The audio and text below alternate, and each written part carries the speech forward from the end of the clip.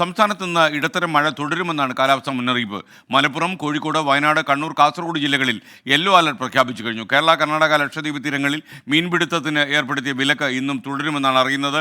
കോട്ടയത്ത് നിന്ന് ടോബി ജോൺസണും കോഴിക്കോട് നിന്ന് രാഹുൽ സുരേഷും തത്സമയം ഈ മഴയുടെ കെടുതികളുടെ വാർത്തകളുമായിട്ടും അല്ല കാലാവസ്ഥയെക്കുറിച്ചുമൊക്കെ പറയാൻ നമുക്കൊപ്പം ചേരുന്നു. ആദ്യം കോട്ടയത്തേക്ക് ടോബി ജോൺസൺ ചേരുന്നു. Toby, good morning. കോട്ടയത്ത് കാര്യമായി മഴ പെയ്യുന്നു, അവധി തരുമോ എന്ന് ആളുകൾ ചോദിക്കുന്നുണ്ട്. അവധി ഇല്ലെന്നുള്ളത് ടോബിക്കും എനിക്കും അറിയാം. ഗുഡ് മോർണിംഗ്, പറയൂ.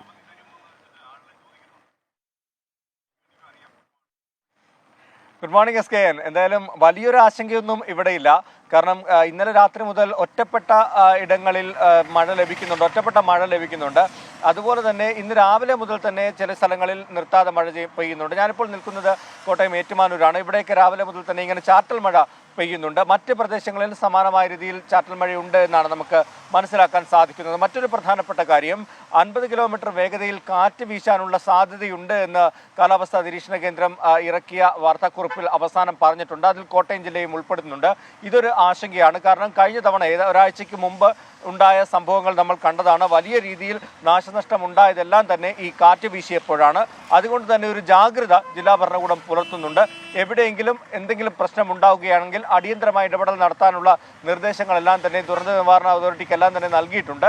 എന്തായാലും മഴ ശക്തമായിട്ടില്ല, എന്നിരുന്നാലും പലയിടങ്ങളിലും ഒറ്റപ്പെട്ട ശക്തമായിട്ടുള്ള മഴ പെയ്യുന്നുണ്ട് എന്ന് തന്നെയാണ് നമുക്കിപ്പോൾ ലഭിക്കുന്ന റിപ്പോർട്ടുകൾ. SKN. ഓക്കെ, ഇനി നമുക്ക് കോഴിക്കോടേക്ക് ഒന്ന് പോകണം. രാഹുൽ സുരേഷ് കൂടി നമുക്കൊപ്പം ചേരും. കോഴിക്കോട് മഴ എന്താണ് അവസ്ഥ? Good morning Rahul Suresh. കോഴിക്കോട് എങ്ങനെയാണ് മഴ? കാര്യമായിട്ട് തകർക്കുകയാണോ? പറയൂ.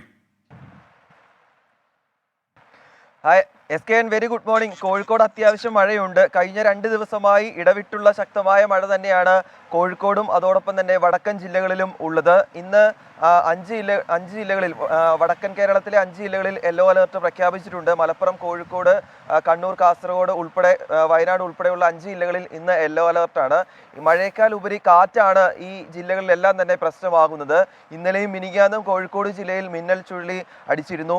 അതിൽ പ്രധാനമായും വടകര, താമരശ്ശേരി, കക്കയം ഉൾപ്പെടെയുള്ള മേഖലകളിൽ വലിയ നാശനഷ്ടമാണ് വരുത്തിയിട്ടുള്ളത്. നിരവധി വീടുകൾ തകർന്നിട്ടുണ്ട്. അതുമാത്രമല്ല വൈദ്യുതി പോസ്റ്റുകളും തകർന്നിട്ടുണ്ട്. പലയിടങ്ങളിലും ഇപ്പോഴും വൈദ്യുതി വിച്ഛേദിക്കുന്ന ഒരു സാഹചര്യമാണ് നിലവിലുള്ളത്. ഇതിൽ പ്രതിസന്ധിയായി മാറുന്നത് ആവശ്യത്തിന് KSEB ജീവനക്കാരില്ലാത്തത് തന്നെയാണ്.